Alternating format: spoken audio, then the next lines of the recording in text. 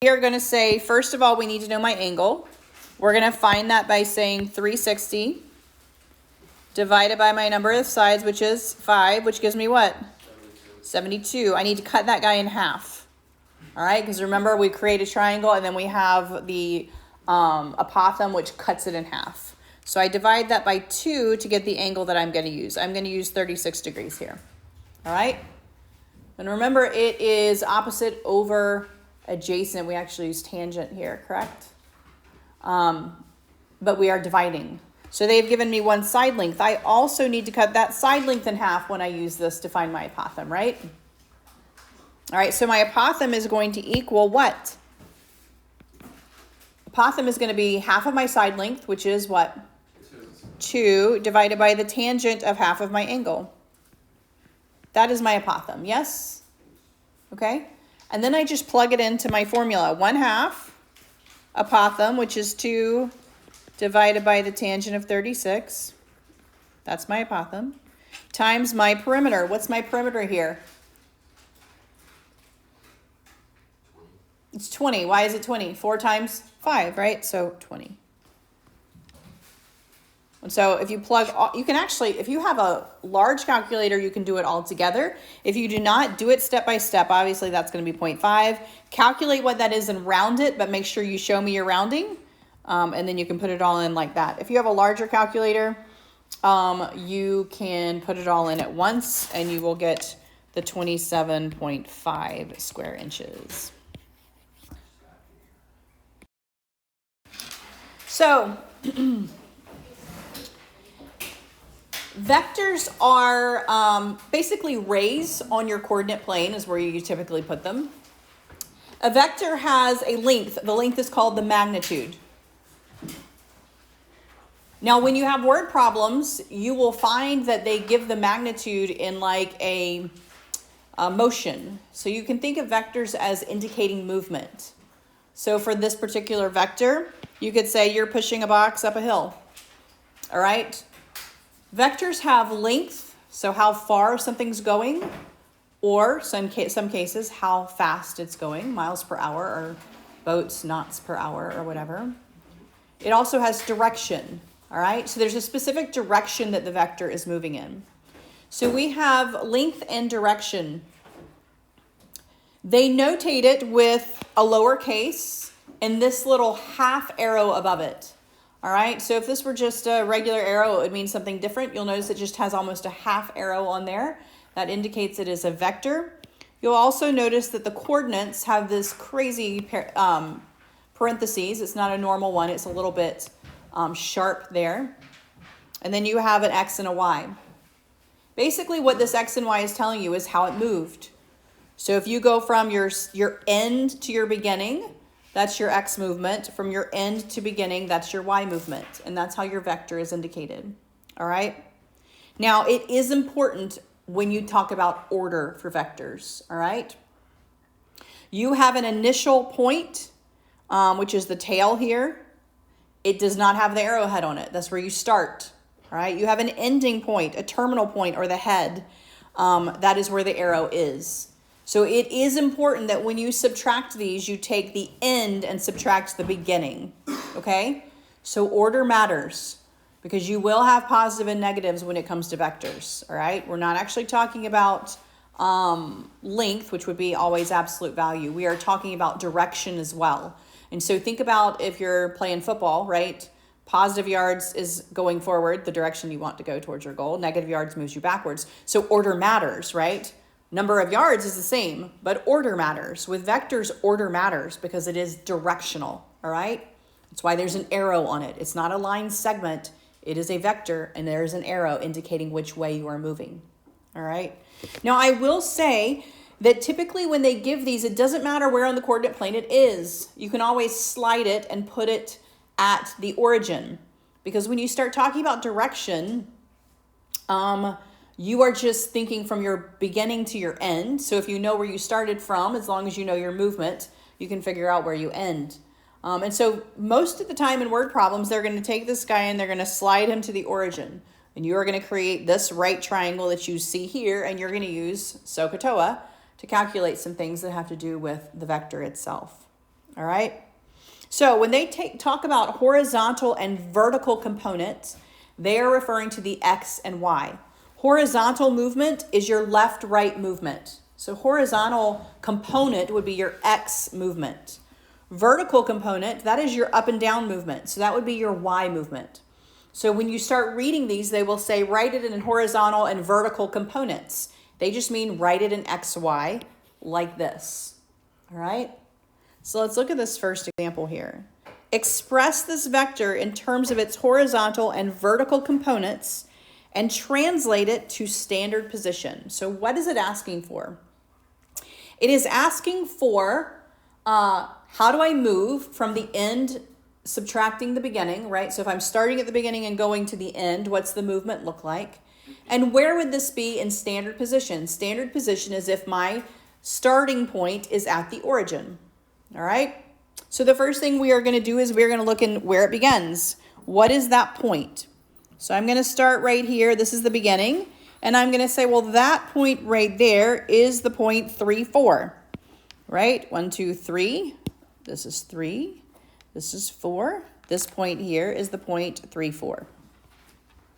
We're going to say, well, where does it end? Well, it ends over here at the point 5, 1. This is 5, this is 1, so this point here is 5, 1. If I want it in component form, I am going to use, they gave me the variable I'm going to use. The component form of this is going to be my x values subtracted. I start with my beginning x value, my ending x value, which is 5. I subtract my beginning x value, which is 3. So in vector form, this is going to be 2. All right. My y values, I'm going to say 1, my ending y value, minus my beginning y value, 4. So this is going to be -3. So what does this look like then in standard form? In standard form. So you're always going to start at your origin for standard form. All right. And then your ending is going to be where this would be on your coordinate plane, 2, -3. So I'm going to go to the point 2, -3. And that's where I'm going to put my ending. Now remember, this is a vector, so you have to actually draw an arrow for it to be in vector form. And so I'm going to draw here, and I'm going to make sure I put my arrow head because that tells me direction. All right. So this would be the component form, 2, -3. This would be it on the coordinate plane in standard form. On the coordinate plane in standard form. And direction. All right. So we said it had two things. It has magnitude and it has direction. They have given it to me in standard form, which means it's on the coordinate plane, it's starting at 0 and it's going to these points. So magnitude. Magnitude is the length of the vector itself. How long is this vector? All right. Now, if I wanted to know how long this vector was, you can look and they show it to you in standard form at 2, -3. Now, what you'll notice is they drew a right triangle. So I need to know how long that vector is. I can just use Pythagorean theorem to figure out how long that vector is. That would be the magnitude of this vector. So I could say, well, it's going to be the square root of 2 squared plus 3 squared. That's going to be the length of this vector. Because if I were to draw a right triangle there, you can see I have my 2 bases. I have my 2 legs, and I need the hypotenuse. And so if I were to do this in, put it into my calculator and give me rounded to 1 decimal place, you're going to get 3.6. That is magnitude. All right, magnitude is the length then of this vector, the length of this vector. So then they want direction. They want direction. Now direction is, there's a couple ways you can do it. If they want direction and they don't tell you what it is, you're typically going to do just a standard direction. All right, standard direction starts at your X here, all right, and it will go around like a circle from here. So if I want direction, I actually want to figure out what this angle is. Think about in terms of navigation. If I were to navigate, on a ship, I would use an angular direction because you're in the middle of nowhere, right? And you can't really follow a road. They actually use direction using angles. So from this point how am I moving? They'll also use it with direction north, south, east, and west. So you'll see northeast, southwest, okay? So they're using directional movement. But when they say southeast, they're going to give you an angle. How far off of south are you moving east? If they give it to you this way, they simply just want that angle that is created to the x-axis. So they just want to know how far below the x-axis you are. I have a right triangle. I am trying to calculate this angle right here. I'm going to label this right triangle based on that angle. If I label it, which side is the 3? Opposite, adjacent, or hypotenuse? Opposite. What is the 2? Adjacent. Which trig function am I going to use here to calculate that angle? Tangent. Now remember, when you're calculating an angle, you use your inverse function on your calculator, okay? If I'm calculating the angle, I'm using the inverse function. So on your calculator, you're going to use your shift or your second key, and you're going to say opposite divided by adjacent. And if you do that, you should get 56.3 degrees, which tells me direction. All right, so magnitude is the length, direction is your angle. Your angle is your direction. All right, let's look at the second one, and then I'm going to have you do some.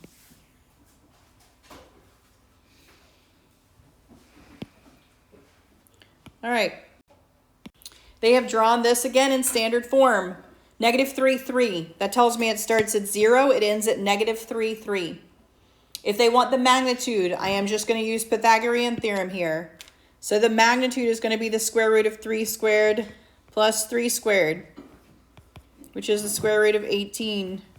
When you plug it in, nearest decimal place is 4.2. That is magnitude.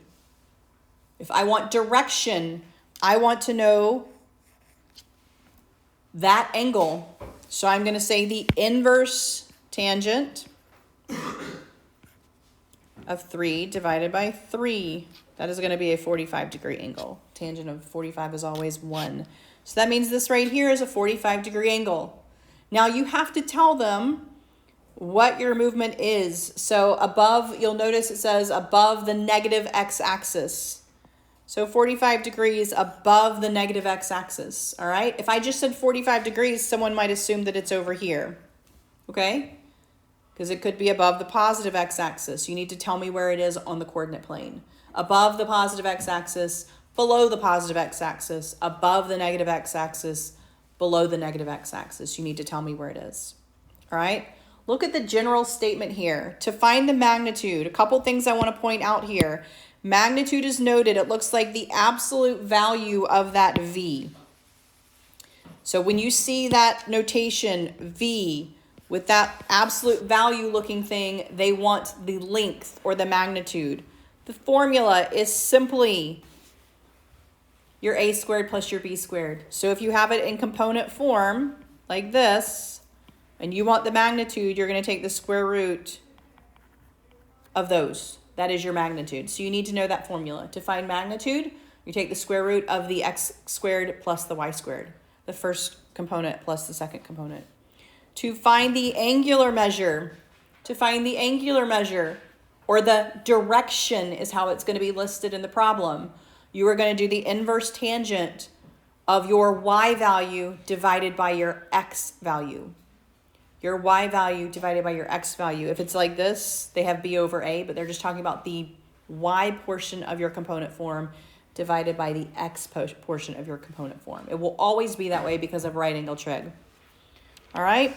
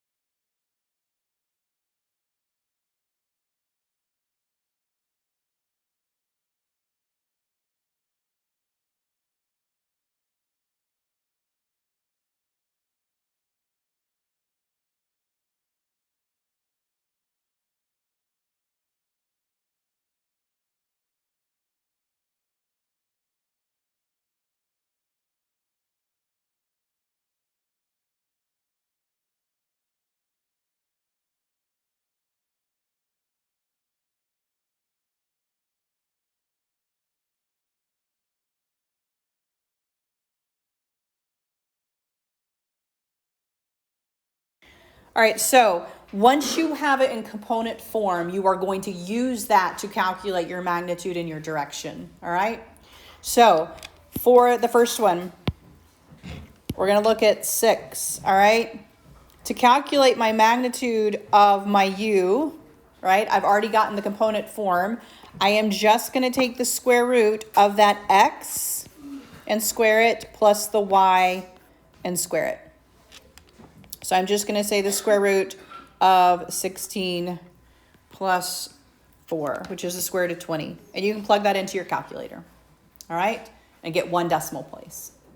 Square root of 20 should be about 4.5. About 4.5. All right.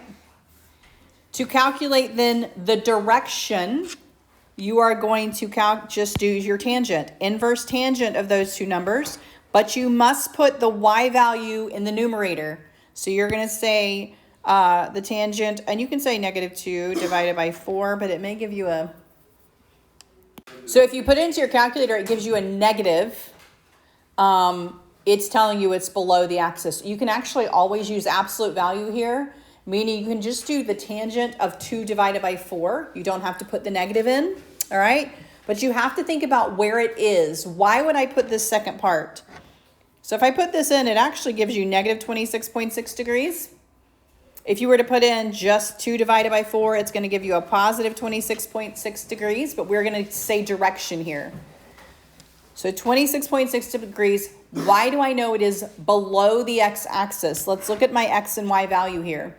4, -2. If I were to draw that, 4, -2. This is my ending point. You can see that it's going to be below the positive x-axis based on where it is drawn on the coordinate plane. Does that make sense? You always start at 0. You end at this component form right here.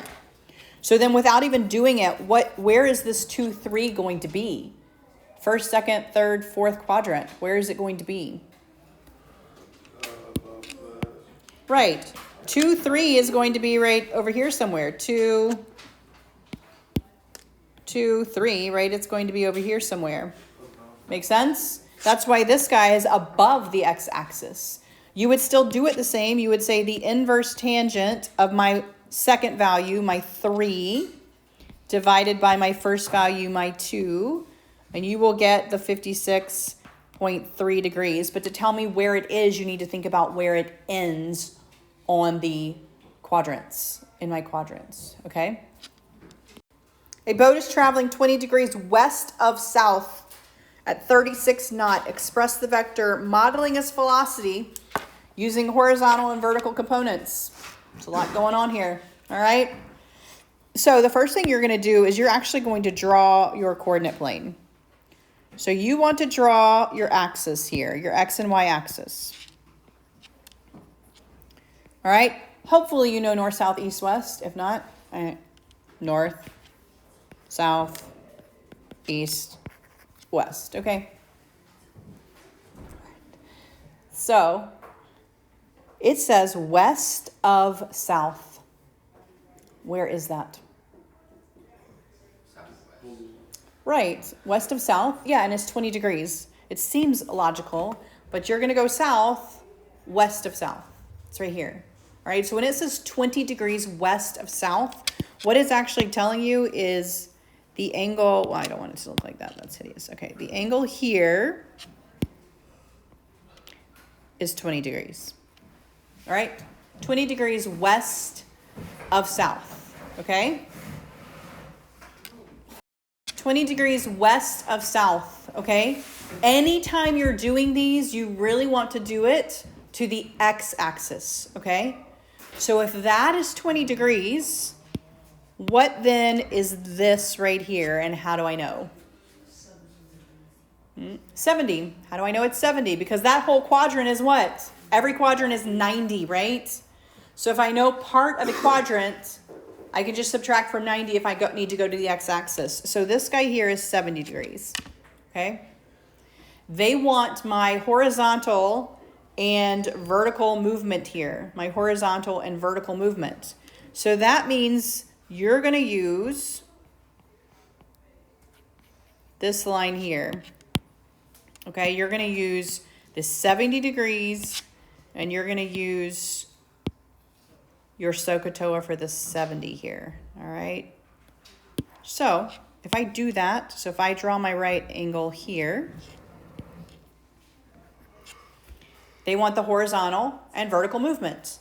So they want horizontal movement, that's that movement. They want vertical movement, that's that movement. I have a right triangle. I am going to set it up using SOHCAHTOA with my right triangle. All right. The other thing they gave me was this 36 knots. In navigation, when they give you a movement like that, they are giving you the hypotenuse movement. It is the magnitude of the vector. So when they gave me that 36, they actually gave me this length right here. They gave me my hypotenuse length, 36. So I have this right triangle. They've given me the hypotenuse. I gathered that this was 70 degrees because I had that 20. And I need to know my legs. So I'm going to do SOHCAHTOA. My horizontal movement, that's this guy. Vertical's that guy. If I label it based on this 70, the y is going to be my opposite. The x is going to be my adjacent. And I can use right angle trigonometry to figure it out. Let's start with my opposite. My opposite. Which trig function deals with opposite and hypotenuse? Sine. So the sine of 70 degrees should equal my horizontal movement over my hypotenuse. That's not degrees, right? Which means my vertical movement here is going to be my hypotenuse times the sine of 70. That's always going to be my vertical movement, my up and down movement. So then what do you think is going to be my horizontal movement? Which trig function deals with adjacent and hypotenuse? Cosine. Cosine is going to be the 36 times the cosine of 70 degrees. And that's going to be my vector right there. My vector is going to be my hypotenuse times the cosine, and then hypotenuse times the sine. That's my x movement and my y movement, okay? Now, here's the thing. When I plug it in, if you plug this into a calculator, this is going to just give you 12.3. This is going to give you 33.8. I have a problem with those two numbers right now. If I have 12.3 and 33.8, does that tell me the quadrant that I'm in correctly? Where would you assume those two numbers would be? Which quadrant? Quadrant 1, 2, 3, or 4? Which quadrant? Just looking at that, it looks like it should be in quadrant 1, right? Positive, positive, right? If I go over 12 and up 33, I'm going to be somewhere over here. Where do I actually need to be? Down here. So what do my values need to be? Both of them need to be negative, right? They both need to be negative. So to correctly put this in component form, I need to make those negative. This is why you need to draw a little sketch of it. You need to draw a sketch so you know where you are on your coordinate plane. All right? Negative 12.3, negative 33.8 correctly tells me the movement. Think about it this way. If they told me I was walking on a trail and that they walked 20 degrees west of south for 36 miles or whatever, and you need to figure out how to walk left and right to find them, you would walk left 12.3 and down 33.8. Direction matters. If I just said the positive and the positive, you would never find your friends because you would go right and up and you would be even further away from them. Okay? So that tells you direction. You must tell me positives and negatives so I know the direction. All right? That's why it's important. That's why those positive and negatives are important.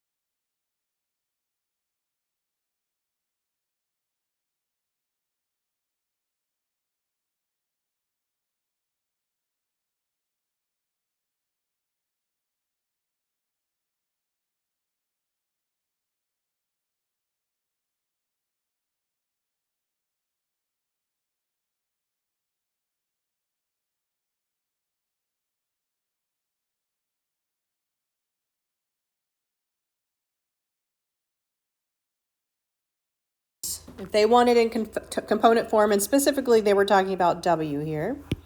So they want W in component form.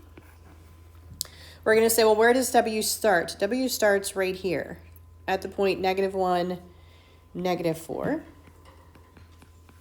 And it ends right here at the point -3, -2. Remember, you always subtract the starting from the ending, So for my X value, I'm going to say -3 ending X value minus my beginning X value. For the Y, I'm going to say the ending Y value minus my beginning Y value. So that would be component form. Subtract your X's, beginning subtracted from the end, subtract your Y's, beginning subtracted from the end. So -3 minus a -1 gives me what? -2. -2 minus a -4 then gives me +2. So in component form, that is what that vector would look like. You just subtract, all right? Just subtract. Any questions on component form? Component form. All right.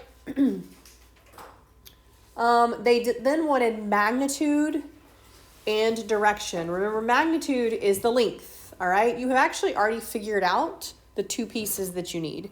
If you have it in component form, then to get your magnitude, you are just going to do the square root of your X value squared plus your Y value squared. It's based on the Pythagorean theorem, right? So the square root of 4 plus 4 or the square root of 8. And if they want it in decimal form, you just put the square root of 8 into your calculator and you get approximately 2.8. So the length of this would be 2.8. Magnitude just means length. And you're using your Pythagorean theorem. You've already calculated, though, the subtraction. So in Pythagorean theorem, you remember you're going to use your a squared and your b squared. You actually already calculate your base by subtracting your x's, and you've calculated your height by subtracting your y's. So you're basically doing the square root of a squared plus b squared to get that hypotenuse. All right, magnitude. Direction. Direction is how many degrees it is. So we are going to use that opposite over adjacent to find the angle. We are going to use the inverse tangent always for direction here for this type of setup. You're going to say it's going to be the inverse tangent of my y divided by my x. When you do that in your calculator, you should get 45 degrees. Now you need to be specific. Specific. If I have a negative x and a positive y, which quadrant does that put me in? Negative x and positive y. 1, 2, 3, or 4? Counterclockwise. So this is 1, this is 2, this is 3, and this is 4.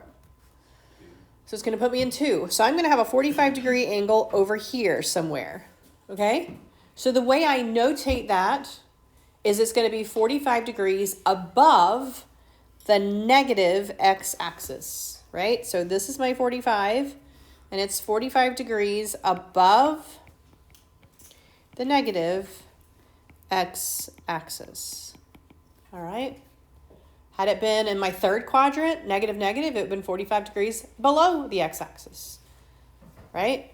The negative x-axis. So it just depends on where it is. Specifically for this one, they said express it in component form. They want the x value and the y value, all right?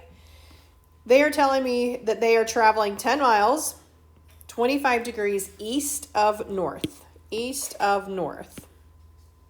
So you need to picture what they are telling you here when they say east of north, all right? If you need to draw it, draw it. You want to get a picture of what they mean by east of north. So this is north. East of that is going to be over here. So they have given you this piece right here, 25 degrees, all right? When you do these, you always want what it is compared to the x-axis. They have not given me that 25 degrees from the x-axis when they said 25 degrees east of north. So I really need to know what this guy is. So anytime you have part of a quadrant, you can subtract from 90. 90 minus 25 is going to give me 65 degrees here. 65 degrees, all right? So the 10 miles that they gave me, the 10 miles is my hypotenuse. If I want it in component form, I need to find my x value, which is right here. That's going to be the first piece, just like we did at the top. In this part right here, I need the x value, and I need the y value. That's what it's asking for in component form. So if I have this right triangle, my x value is always going to end up being my hypotenuse times the cosine of my angle. That will always give me my x value there if I always compare it to the x-axis. My y value is always going to be my hypotenuse times the sine of my angle. Because if I were to do opposite, based on this angle, opposite, you can see that's my y, adjacent, that is my x. And anytime what you're solving for is on top, you're going to be multiplying. So this is how it will always be. Hypotenuse times the cosine is going to give you the x value of your component form. Hypotenuse times sine is going to give you the y value. And if you plug that in, you will get the answer, which is 4.2 and 9.1. Now, you do have to think about what quadrant you're in. All right, so they did actually put me in the first quadrant here. If they had said west of north, it would actually be the same answers, but my x would be negative because west of north would have put me in this second quadrant, okay?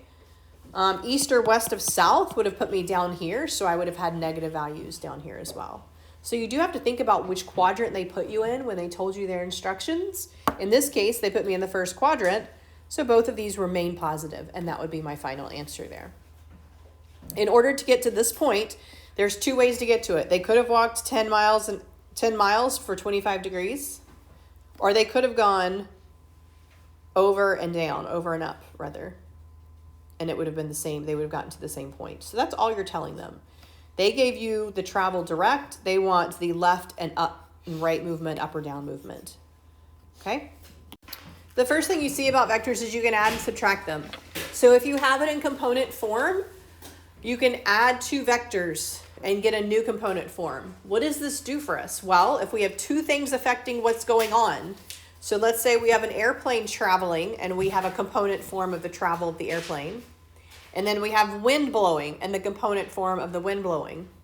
You can add those two component forms together to figure out what's actually happening to the airplane, the speed of the airplane and the wind that is affecting the airplane and how it's actually moving it.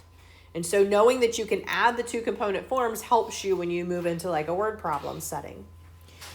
So this first one is just basic number crunching. Find the resultant. Resultant just means the final answer here in the addition of the vectors, all right? So we want to figure out what it looks like if we were to add these two components together. It is as simple as it appears. You add your x's and you add your y's. So I'm going to take the u and the v and I am going to add those two. So I want to take the u vector and the v and I want to add them, which means I am going to take the x value of my u and add it to the x value of my v. I'm going to take the y value of my u and add it to the y value of my v. So my final vector here is going to look like this. Negative 4 plus 6 is 2. 1 plus 3 is 4.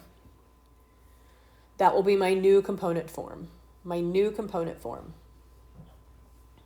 for the addition of those two vectors.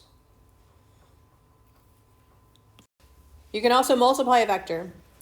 So just like in any scalar multiplication that we've done so far, scalar, when we did it with matrices, you can just multiply it through. It's basically like distribution. When you have a scalar, it just distributes to every piece of it. So it is just saying that the scalar product of some number in front of it times a vector is just that number multiplied by each piece of the vector itself. They do want to point out that a negative is going to change the direction, okay? So if you multiply a vector by a negative, think about vectors have direction. If you're going one direction, multiplying it by a negative will change direction, okay? It will change direction. Look at the example there, top of page 599. So if we look at this one, it says u is the component form of 2, -4. V is 1, -3. Find 1/2 u minus v. You do it exactly the way it would seem you would do it. You do 1/2 times the vector 2, -4, and then you take that answer and subtract the vector 1, -3. You're going to distribute 1/2 times 2 gives me 1. 1/2 times -4 gives me -2. And then I'm going to do this just like I did the prior example. My final answer is going to be the 1 minus the 1 for my x, -2 minus a -3 for my y. So I will end up with a 0, 1 vector. So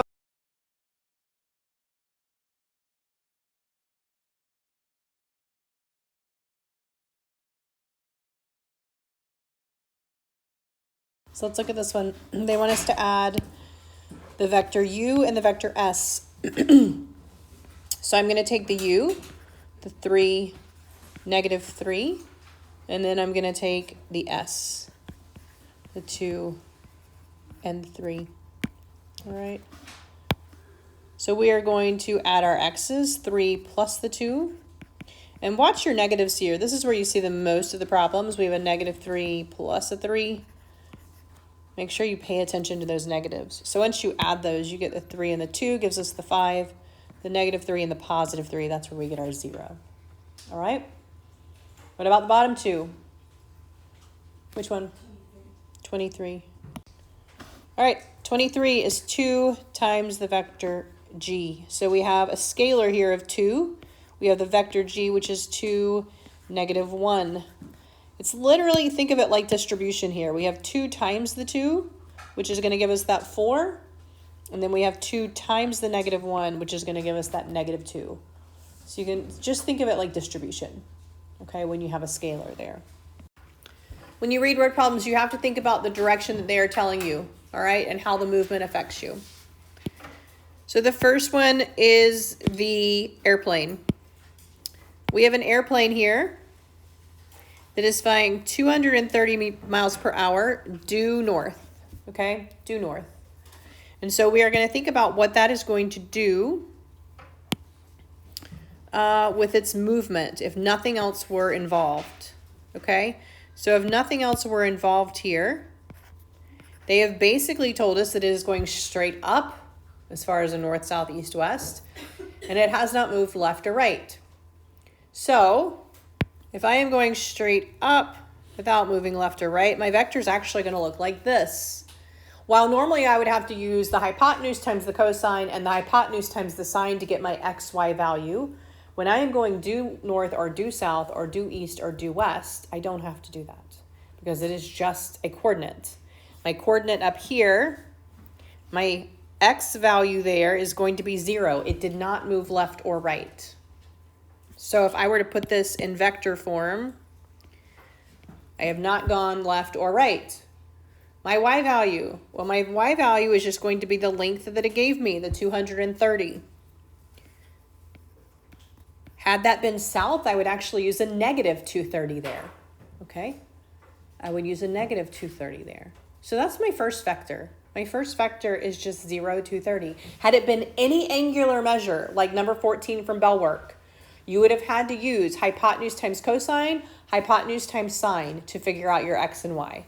So the example we're going to do next actually does that. All right? Now, the next thing that happens is we have a wind. And so it says there is a steady wind from the west at 45 miles an hour. So this is basically our second vector. All right? Our second vector. And so we are going to think of that as a completely separate one for right now. From the west, well, it means it is coming from this point, this direction, from the west. And it's telling me it is going 45 miles an hour. Now, once again, if there was any angular movement on that wind, I would have to use hypotenuse times cosine, hypotenuse times sine to get my x and y. But it is going due west, all right? Or from the west. So it's actually going due east from the west, okay? So from the west really means due east. It's moving due east.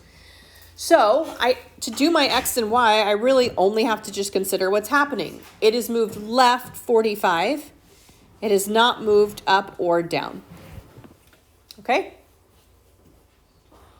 So does everybody see where I got my two component forms from with this particular example? Now, what are they asking for? Determine the resultant. Well, what did resultant mean? Resultant means that I added the two together.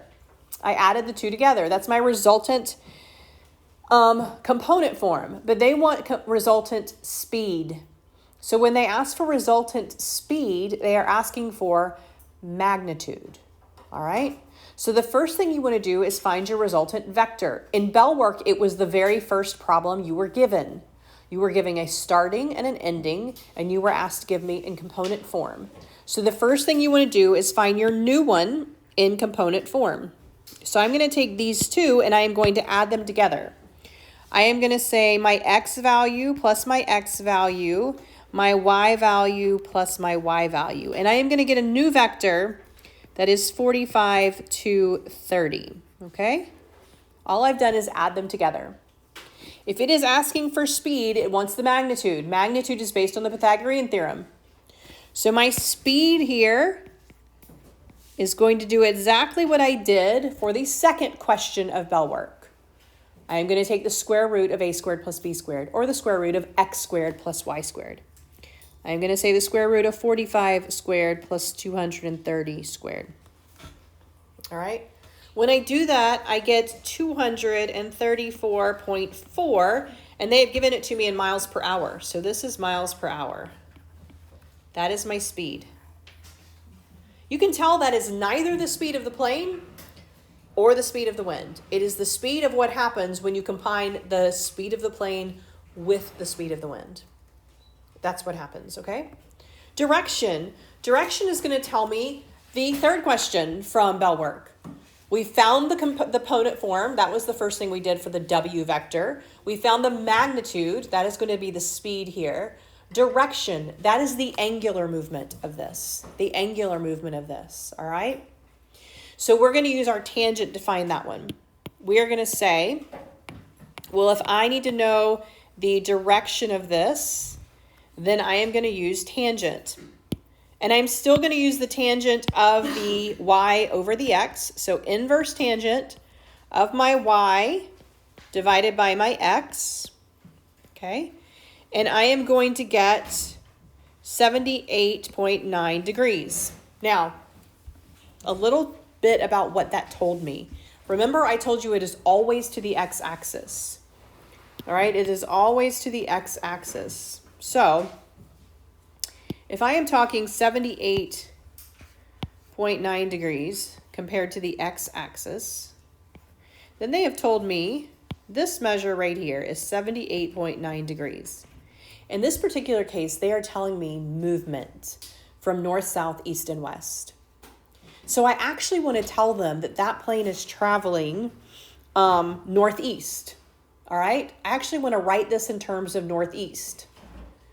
So just like from number 14, where it said east of west or whatever, northeast, or east of north, northeast, I need to tell it how far it's traveling northeast. I'm talking about directional travel for an airplane.